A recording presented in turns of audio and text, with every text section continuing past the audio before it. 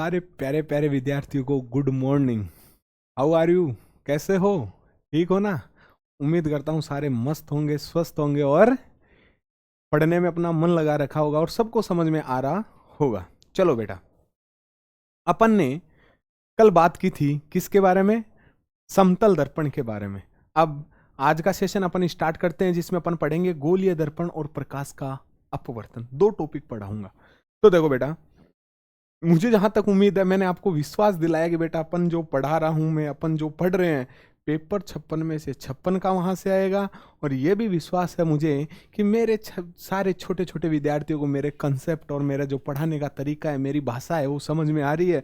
रही बात राइटिंग की, तो बेटा थोड़ी सी अच्छी राइटिंग है अपनी, सबसे अच्छी राइटिंग है, आपको पता होना चाहिए। पहली बात तो मैं लिखता नहीं एकदम सुंदर, तो क्योंकि फालतू में नजर लग जाए। मैं कहाँ से फिर बेटा 7 मिर्ची 1 नींबू लेके यहाँ पे लगाऊं, तो नजर लगने का डर है। दूसरी बात है, डॉक्टर की भाषा मेडिकल वाले को समझ में आती है और वही पैसा कमाता है। तो टीचर की भाषा मेरे आप छोटे छोटे विद्यार्थियों को ही समझ में आएगी, इसलिए मुझे डरने की कहीं जरूरत ही नहीं है और आराम से आपको समझ में आ रहा है। तो देखो बेटा, अपन आगे पढ़ना स्टार्ट करते हैं। मैं आपको कुछ शब्द पढ़ा रहा हूं और जिनको अपन को समझना भी बहुत जरूरी है। तो देखो बेटा, पहला शब्द मैं स्टार्ट करता हूं। अपना सबसे पहला जो शब्द है वो है बेटा बिंब। क्या पढ़ाऊंगा आपको? बिंब किसे कहते हैं?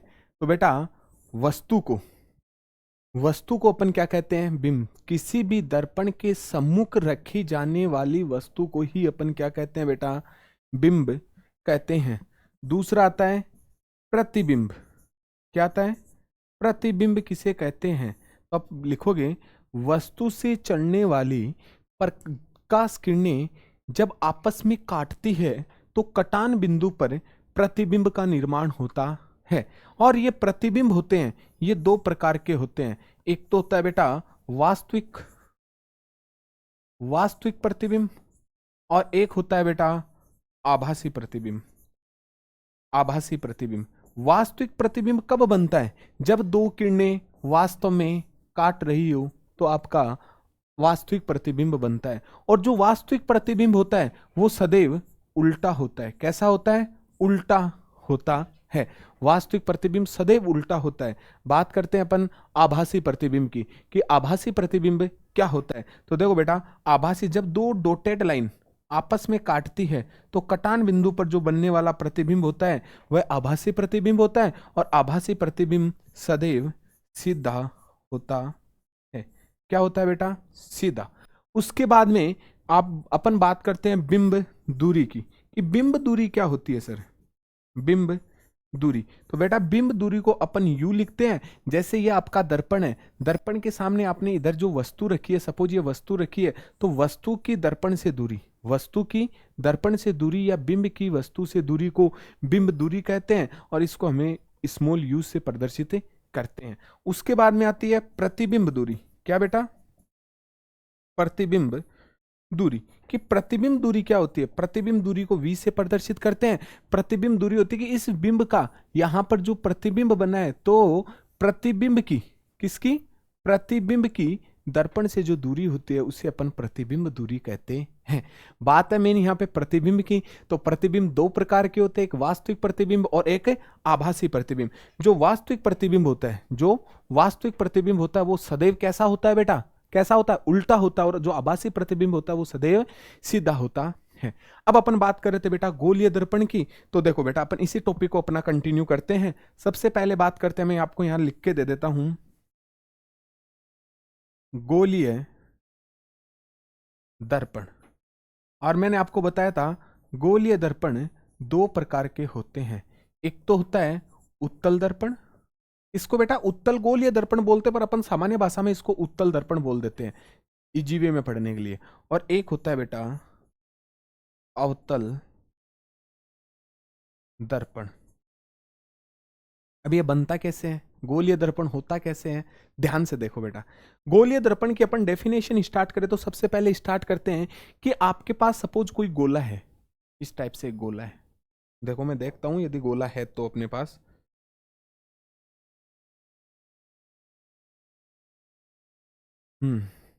ठीक है, अपने पास एक ये गोला है, ये लो, आ गया गोला। इस गोले के ये अपने पास एक गोला है, इस गोले का अपन एक भाग लेते हैं, सपोज यहां से लेके, सपोज यहां से लेके और यहां तक का भाग ले लिया हमने। बच्चे ये है तो कोई गोले का ही पार्ट ना, देखो ध्यान से समझना आप।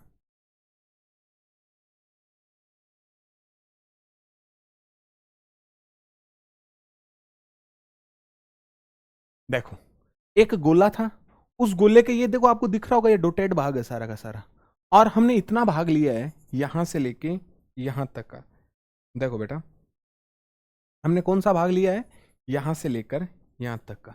तो ये जो भाग है इसको अपन गोलीय भाग कहेंगे, ठीक है। गोलीय दर्पण किसे कहते हैं, तो आप लिखोगे जब किसी गोले के किसी भाग पर चमकीली पॉलिश कर दी जाए तो प्राप्त व्यवस्था गोलीय दर्पण कहलाती है।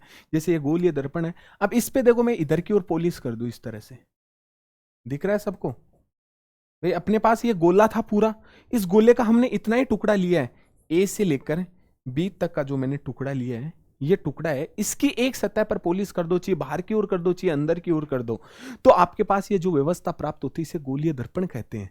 कि जब किसी खोखले गोले के, जब किसी खोखली पारदर्शी गोले के, जब किसी खोखले पारदर्शी गोले की किसी एक टुकड़े की एक सतह पर चमकीली पॉलिश कर दी जाए तो प्राप्त व्यवस्था गोलीय दर्पण कहलाती है। अब ये कैसी पॉलिश है, ये वही बात है बेटा, ये चमकीली पॉलिश है, चमकीली पॉलिश है, ये चमकीली पॉलिश है। और ये कैसी सतह हो गई, ये परावर्तक सतह हो गई। ये कैसी सतह हो गई, परावर्तक सतह हो गई। बोलो बात समझ में आ गई। ये होता है आपका गोलीय दर्पण। अब बात आती है कि गोलीय दर्पण दो प्रकार के होते हैं। बिल्कुल बेटा, गोलीय दर्पण दो प्रकार के होते हैं, एक उत्तल गोलीय दर्पण और एक अवतल गोलीय दर्पण। दोनों समझाता हूं। जैसे आपने ये एक टुकड़ा लिया, गोलीय दर्पण का ही टुकड़ा है, इसकी यदि आप बाहर वाली सतह पर उभरे हुए भाग पर पॉलिश कर दो, जब किसी गोलीय दर्पण के बाहरी सतह पर पॉलिश कर दी जाए तो प्राप्त व्यवस्था कौन सा दर्पण कहलाता है, अवतल। कैसा, अवतल दर्पण कहलाता है, अवतल गोलीय दर्पण कहलाता है। जब किसी खोखले गोले के किसी भाग की बाहर वाली सतह पर, देखो ये बाहर वाली उभरी हुई बाहर वाली सतह पर पॉलिश कर दी जाए तो प्राप्त व्यवस्था अवतल दर्पण कहलाती है। और ऐसे ही जब किसी गोले की आंतरिक सतह पर पॉलिश कर दी जाए, कौन सी सतह पर, आंतरिक सतह पर पॉलिश कर दी जाए। देखो ये आंतरिक सतह है, इस आंतरिक सतह पर अपन पॉलिश कर दे, अंदर की ओर पॉलिश कर दे, तो बेटा ये कौन सा दर्पण बन जाता है, उत्तल दर्पण बन जाता है। ये उत्तल दर्पण बन जाता है। बेटा ध्यान रखना, मैंने आपको कहा है इन सब के नोट्स में आपको टेलीग्राम पे दे दूंगा, इजी फिजिक्स नाम से टेलीग्राम ग्रुप है, या तो आपको वहां मिल जाएंगे, अदरवाइज मैं अब जो आगे क्लास से लेके आऊंगा उसमें मैं आपको यहाँ पे सारा लिखा हुआ दे दूंगा, ठीक है ना। हाँ देखो बेटा, अवतल दर्पण में बाहर वाली सतह पर पॉलिश की जाती है और अंदर वाली सतह परावर्तक सतह रह जाती है। उत्तल दर्पण में आंतरिक सतह पर पॉलिश की जाती है, घसे हुई भाग पे, दसा का मतलब होता है अंदर, अंदर की ओर की जो भाग होता है उस पे पॉलिश कर दी जाती है, तो आपके पास उत्तल दर्पण का निर्माण हो जाता है। तो बेटा मैं उम्मीद करता हूं आपको अवतल दर्पण और उत्तल दर्पण समझ में आएंगे। गोलीय दर्पण को दो भागों में बांटा गया है। अब बेटा इनसे संबंधित कुछ परिभाषाएं हैं, तो आप ध्यान से समझना। देखो ये देखना आप,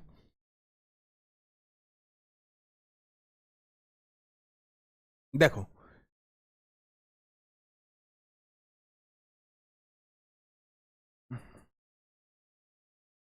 अपन बेटा गोलीय दर्पण बना रहे हैं, एक गोलीय दर्पण बनाएंगे, ज्यादा तो नहीं बनाएंगे, एक से मैं आपको सब कुछ समझा दूंगा।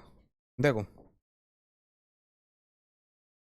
ये लो अपना बोर्ड, ये लो, यहां से लेके यहां तक, इस वाले भाग को ए कहता हूं, इस वाले भाग को मैं बी कहता हूं, और इसकी एक सतह पर, इसकी एक सतह पे अपन पॉलिश कर देते हैं। लो बेटा एक सतह पे मैं पॉलिश कर रहा हूं, तो ये अपने पास क्या बन गया, गोलीय दर्पण बन गया ना गोलीय दर्पण। अब इस गोलीय दर्पण की कुछ परिभाषाएं पढ़ते हैं, वो ध्यान से देखो बेटा। गोलीय, अब देखो पहला शब्द आता है ध्रुव, मैं पढ़ा रहा हूं ध्रुव, पहला ध्रुव किसे कहते हैं, तो देखो गोलीय दर्पण का मध्य बिंदु ध्रुव कहलाता है। क्या ये गोलीय दर्पण है, इसका ये बीचों बीच वाला भाग है ना, इसको अपन क्या कहते हैं बेटा, ध्रुव। क्या कहते हैं, ध्रुव। तो गोलीय दर्पण का मध्य बिंदु ध्रुव कहलाता है। उसके बाद में दूसरा शब्द आता है वक्रता, वक्रता केंद्र। वक्रता केंद्र को सी से प्रदर्शित करते हैं, सेंटर ऑफ कर्वेचर। इसको ध्रुव को पोल बोलते हैं, वक्रता केंद्र को सेंटर ऑफ कर्वेचर बोलते हैं, सी बोलते हैं। तो ये क्या होता है, तो ध्यान से समझना। ये गोलीय, गोलीय दर्पण जिस गोले का भाग है, क्या ये गोलीय दर्पण इस गोले का भाग है? इसका कोई केंद्र भी होगा क्या? उस केंद्र को ही अपन वक्रता केंद्र कहते हैं। भैया गोलीय दर्पण जिस गोले का, गोलीय दर्पण जिस गोले का भाग होता है उसके केंद्र को वक्रता केंद्र सी कहा जाता है। गोलीय दर्पण जिस गोले का भाग होता है उसके केंद्र को वक्रता केंद्र कहते हैं। उसके बाद में अगला आता है, वो है 3 नंबर पे वक्रता, वक्रता त्रिज्या। वक्रता त्रिज्या, इसको आर से प्रदर्शित करते हैं। ये क्या होती है वक्रता त्रिज्या? तो देखो बेटा, वक्रता केंद्र, वक्रता केंद्र व ध्रुव के मध्य की दूरी को वक्रता त्रिज्या कहते हैं। या इसकी दूसरी परिभाषा आती है कि वक्रता केंद्र व दर्पण के मध्य की लंबवत दूरी को अपन क्या कहते हैं? वक्रता त्रिज्या कहते हैं। वक्रता केंद्र व दर्पण के मध्य की लंबवत दूरी को वक्रता त्रिज्या कहते हैं, क्योंकि वक्रता त्रिज्या, त्रिज्या तो आप इधर भी बना सकते हो, त्रिज्या तो आप इधर भी बना सकते हो। तो वक्रता त्रिज्या क्या हो गई? लंबवत दूरी। कहां से? इस सतह से। क्यों? क्योंकि ये एजे क्या है? त्रिज्या है, और त्रिज्या हमेशा परिधि पर 90 डिग्री पर होती है। आपने 10वीं क्लास की मैथ में पढ़ा होगा कि त्रिज्या होती है वो परिधि से 90 डिग्री का कोण बनाती है केंद्र के द्वारा।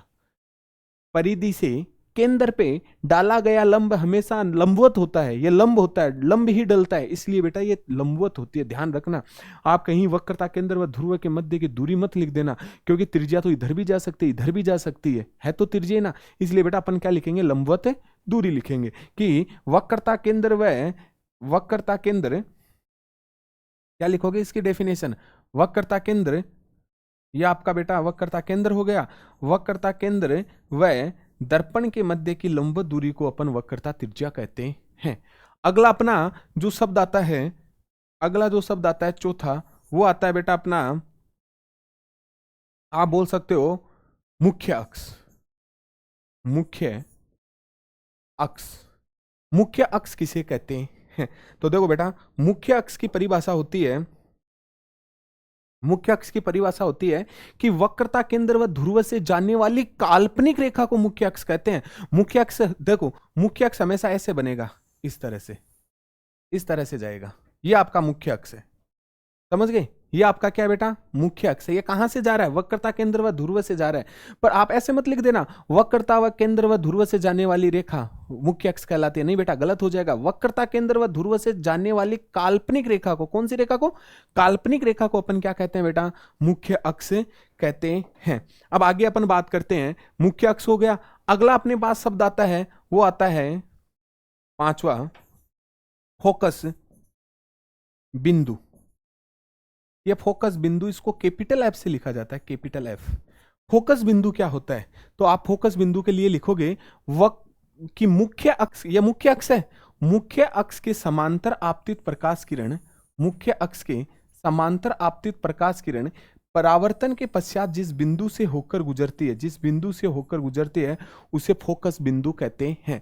मुख्य अक्ष के समांतर आपतित प्रकाश किरण परावर्तन के पश्चात जिस बिंदु से होकर गुजरती है उसे अपन फोकस बिंदु कहते हैं। और वैसे समझो तो आप समझ कर लिखो तो ऐसा भी लिख सकते हो, वक्रता केंद्र व ध्रुव का मध्य बिंदु, वक्रता केंद्र व ध्रुव का मध्य बिंदु ही क्या कहलाता है? फोकस बिंदु कहलाता है। आगे अपन डेरिवेशन करेंगे वक्रता त्रिज्या व फोकस दूरी में संबंध, तब ये आपको समझ में आएगा। आपको ये याद रखना है, वक्रता केंद्र व ध्रुव के बीचों बीच वाला जो बिंदु होता है उसे अपन क्या कहते हैं? फोकस बिंदु कहते हैं। छठा शब्द अपने पास है फोकस दूरी, फोकस दूरी, और फोकस दूरी को स्मॉल एफ से लिखा जाता है। फोकस दूरी किसे कहते हैं? तो फोकस बिंदु व ध्रुव के मध्य की दूरी को अपन क्या कहते हैं? फोकस दूरी कहते हैं। फोकस बिंदु व ध्रुव के मध्य की दूरी को फोकस दूरी कहा जाता है। इस तरह से बेटा ये अपने गोलीय दर्पण से संबंधित कुछ महत्वपूर्ण परिभाषाएं हैं। अगला अपना जो टॉपिक है वो है प्रकाश का अपवर्तन। क्या पढ़ते हैं बेटा? प्रकाश का, प्रकाश का अपवर्तन। प्रकाश का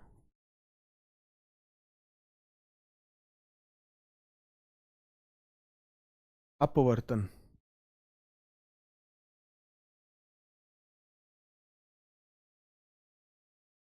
प्रकाश का अपवर्तन अपन स्टार्ट करते हैं कि प्रकाश का अपवर्तन किसे कहते हैं। तो देखो बेटा, प्रकाश का अपवर्तन समझने के लिए आपको देखो कुछ बातें समझा रहा हूं, वो समझते जाना। यहां पर अपने पास कोई माध्यम है, यह माध्यम पहला है और यह माध्यम दूसरा है। कहने का मतलब ये या तो ये सघन है। माध्यम दो प्रकार के होते हैं, एक तो सघन माध्यम और एक विरल माध्यम। सघन का मतलब होता है ऐसा माध्यम जिसमें कण पास पास में हो, जैसे पानी है, पानी के कण पास पास होते हैं तो वो सघन माध्यम है। हवा में कण क्या होते हैं, दूर दूर होते हैं, तो वो कैसा माध्यम है, विरल माध्यम। तो सघन माध्यम में कण पास पास होते हैं, विरल माध्यम में कण दूर दूर होते हैं, और दो ही प्रकार के होते हैं। तो ये या तो ये सघन है या ये सघन है, या ये विरल है या ये विरल है। अब देखो, प्रकाश परावर्तन में तो प्रकाश किरण टकराकर उसी माध्यम में जा रही थी, इसमें प्रकाश किरण एक माध्यम से दूसरे माध्यम में जाएगी। कैसे?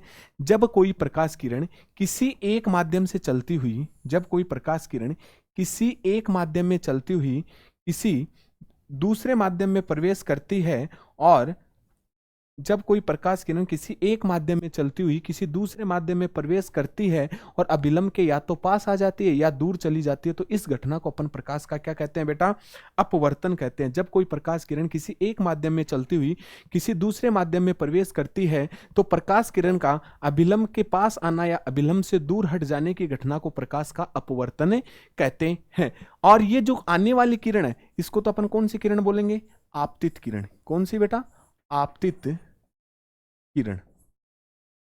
और जो जाने वाली किरण है, इसको अपन अब कौन सी किरण बोलेंगे, वहां परावर्तित बोला था, यहां अपवर्तित किरण बोलेंगे। कौन सी, अपवर्तित, अपवर्तित किरण बोला जाता है। आपतित किरण और अभिलंब के मध्य जो बना हुआ कोण होता है वो होता है आपका आई, जिसको अपन कौन सा कोण बोलते हैं, आपतन कोण। आपतन कोण। अब अपवर्तित किरण व अभिलंब के मध्य जो बनने वाला कोण है उसको अपन बोलते हैं अपवर्तन कोण। कौन सा, अपवर्तन, अपवर्तन कोण बोला जाता है। समझ में आया?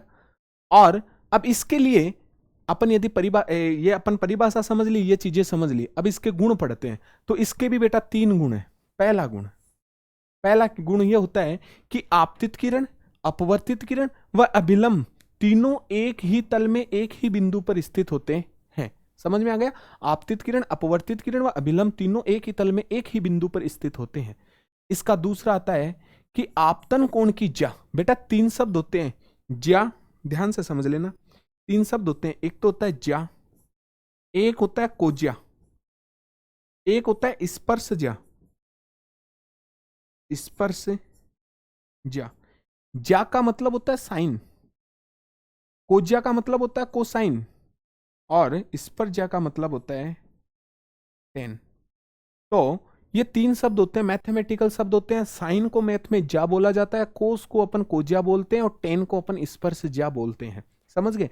तो दूसरा नियम ये कहता है आपतन कोण की ज्या, आपतन कोण की ज्या का मतलब साइन आई, तथा अपवर्तन कोण की ज्या, अपवर्तन कोण की ज्या का मतलब आर, इक्वल टू होता है अपवर्तनांक। ये कहता है आपतन कोण की ज्या व अपवर्तन कोण की ज्या का अनुपात सदैव नियत रहता है।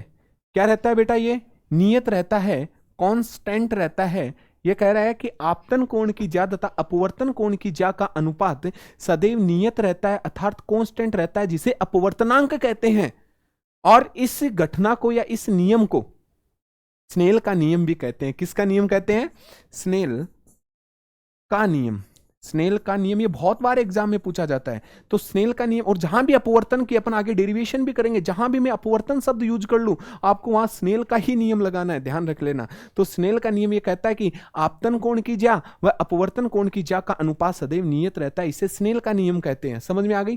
तीसरा इसका जो नियम आता है वो बेटा ये आता है कि आपतित किरण की, सॉरी, अपवर्तित किरण की चाल, रंग, तरंग दैर्ध्य वही रहती है जो आपतित किरण की है, परंतु सॉरी, इसमें यह होता है कि आपतित किरण की जो रंग है वो बदल जाता है, चाल है वो बदल जाती है, तरंग दैर्ध्य है वो बदल जाता है, परंतु आवर्ती कभी नहीं बदलती है। कहने का मतलब अपवर्तित किरण की सदैव नियत रहती है। क्या बेटा? आवृत्ति नियत रहती है। आवर्ती क्या रहती है? नियत रहती है। और ये क्वेश्चन बहुत बार पूछा जाता है कि निम्न में से अपवर्तन की घटना में कौन सी राशि नियत रहती है? तो आप याद रखना आवर्ती।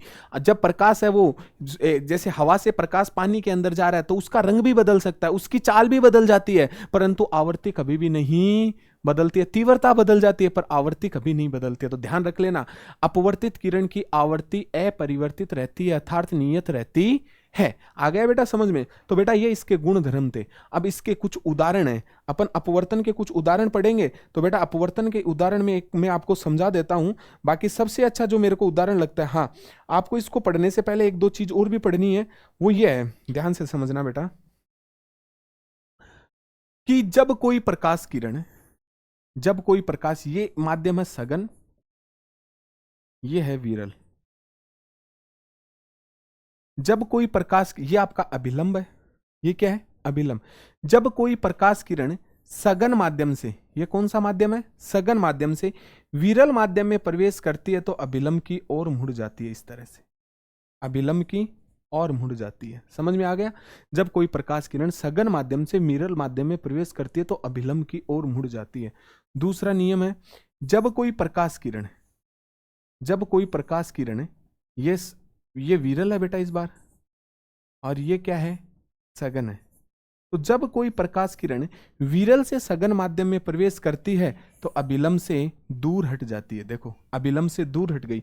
जब सघन से विरल में आती है तो अभिलंब के पास आ जाती है, और जब विरल से सघन में जाती है तो अभिलंब से क्या हो जाती है बेटा? दूर हो जाती है। ये आपको ध्यान में रखना है। अब अगला अपन स्टार्ट करते हैं। स्टार्ट क्या करते हैं, चल तो रही है, आगे में आपको मुझे जो पढ़ाना है वो है बेटा आपके अपवर्तन के उदाहरण।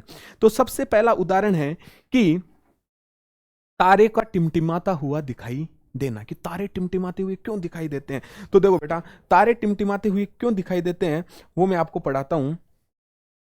इसमें से देखो, आप इसमें समझ में आएगा। देखो तारों का टिमटिमाता हुआ अपन बात कर रहे हैं, तो बेटा आपने पढ़ा होगा जैसे ये वायुमंडल है और यहां पर आपका कोई तारा है इस तरह से, समझ रहे हो? चलो मैं अच्छा सा तारा बना देता हूं। तारा तो अच्छा ऐसे ही लगता है ना? ऐसा यही होता है तारा। अब आपका ये वायुमंडल स्टार्ट होता है, यहां आपकी पृथ्वी है, यहां आपकी पृथ्वी है, और यहां पे कोई व्यक्ति खड़ा है। यहां पे सपोज कोई व्यक्ति खड़ा है, ये लो व्यक्ति खड़ा कर दिया है मैंने, ये कोई व्यक्ति खड़ा है, ठीक है। अपन इसको तारा टिमटिमाता हुआ दिखाई देता है, ऐसे ऐसे टिमटिमाता हुआ दिखाई देता है। क्यों देता है उसका कारण समझाता हूं। तो देखो बेटा, आपने पढ़ा होगा कि जो अपना जो वायुमंडल होता है उसमें बहुत सारी परतें पाई जाती है, समताप मंडल, क्षोभ मंडल, आयन मंडल, फिर ओजोन मंडल, ऐसे बहुत सारे मंडल होते हैं। समताप, ओजोन, ऐसे मंडल होते हैं। सपोज ये वाला विरल माध्यम है और ये वाला सघन माध्यम है। भाई ये तो माध्यम तो अलग अलग होंगे। यदि अलग अलग तरह का माध्यम है, देखो बेटा अपन बात करते हैं आगे। तो देखो यहां पर निर्वात है, क्योंकि तारा निर्वात में रहता है, यहां पे कोई गैस नहीं है, और यहां पे कोई ना कोई गैस है, नाइट्रोजन, ऑक्सीजन। तो जहां कुछ भी नहीं है और यहां कुछ है, तो देखो बेटा जब प्रकाश किरण यहां कौन से माध्यम से चल रही है? विरल से। और कौन से में आई? सघन में। तो अभिलंब की ओर मुड़ जाती है, ऐसे अभिलंब की ओर मुड़ गई। अब सपोज ये सघन है, ये विरल है, तो अभिलंब से दूर चली जाती है इस तरह से।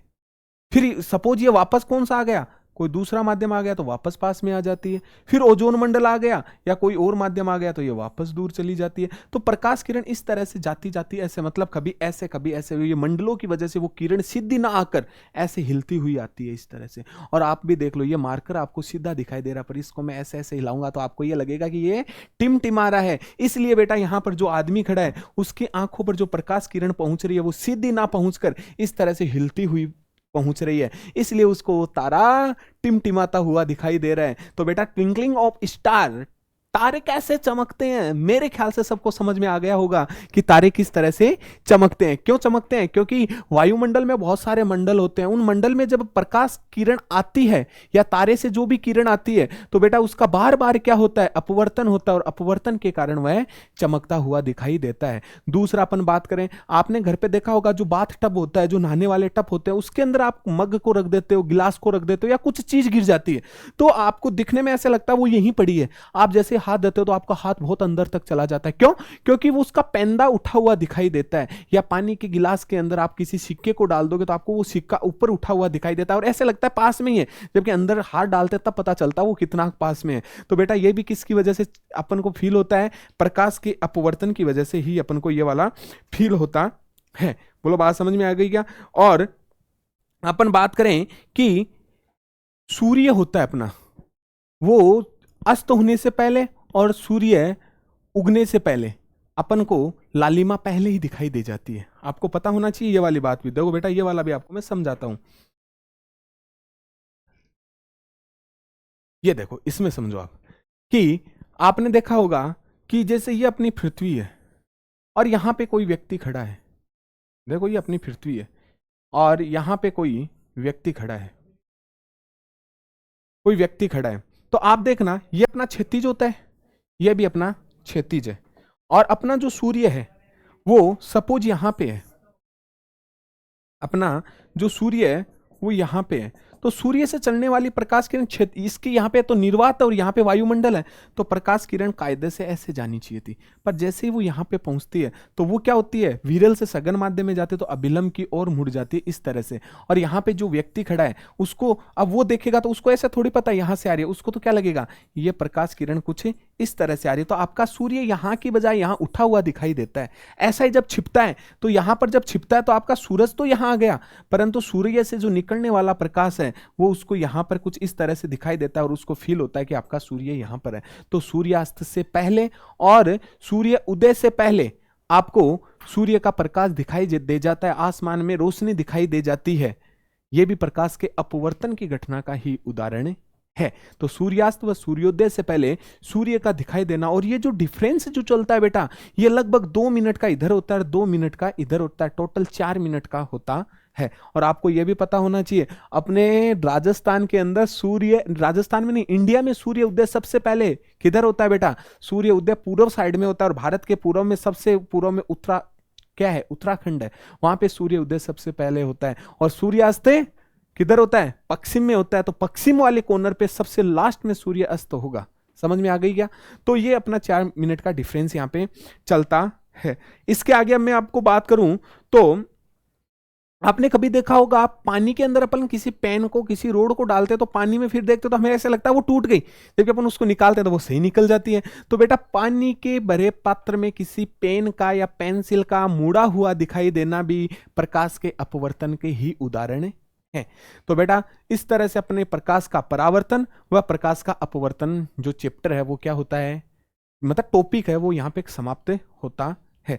अब अपन अगली क्लास में पढ़ेंगे फोकस दूरी व वक्रता त्रिज्या में संबंध, और पढ़ेंगे दर्पण सूत्र। उसके बाद में अपन पढ़ेंगे बेटा लेंस, उसके बाद में पढ़ेंगे लेंस सूत्र, लेंस मेकर सूत्र, प्रिज्म, सूक्ष्मदर्शी और दूरदर्शी। फिर अपना 9 नंबर यूनिट है वो क्या हो जाएगी बेटा, कंप्लीट हो जाएगी, जिसमें बड़े वाले क्वेश्चन भी आपको यहाँ पर देखने को मिलेंगे। तो मैं उम्मीद करता हूँ मेरे प्यारे प्यारे विद्यार्थियों को आज जो मैंने पढ़ाया है वो बहुत ही अच्छे से समझ में आया है, और इस तरह से समझाता रहूँगा। और बेटा आप अपने जितने भी साथी हैं, जितने भी विद्यार्थी हैं, सबको बताइए कि अपने इजी फिजिक्स चैनल से जुड़े और यहाँ पर अपनी बोर्ड की जो परीक्षा है उसमें पूर्ण नंबर लाने की पूर्ण रूप से तैयारी करें। थैंक यू बेटा, थैंक यू, बहुत बहुत धन्यवाद। ऐसे ही आपका प्यार मुझे मिलता रहे और मैं अपना प्यार आपको देता रहूं, और अपन अपनी बॉन्डिंग के माध्यम से अपने कैरियर को उज्जवल करते रहें। क्योंकि जब आप पढ़ोगे और हम पढ़ाएंगे, हम अपनी ईमानदारी से पढ़ाएंगे और आप लोग पढ़ोगे, तभी तो अपना देश बहुत ऊपर तक जाएगा। तभी तो आप में से कोई एपीजे अब्दुल कलाम निकलेगा,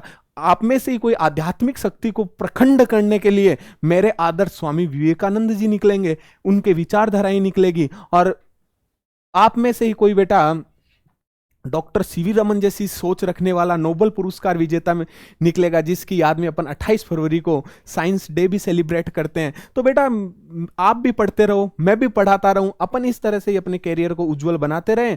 आज के लिए इतना बहुत है। थैंक यू, मिलते हैं नेक्स्ट सेक्शन में।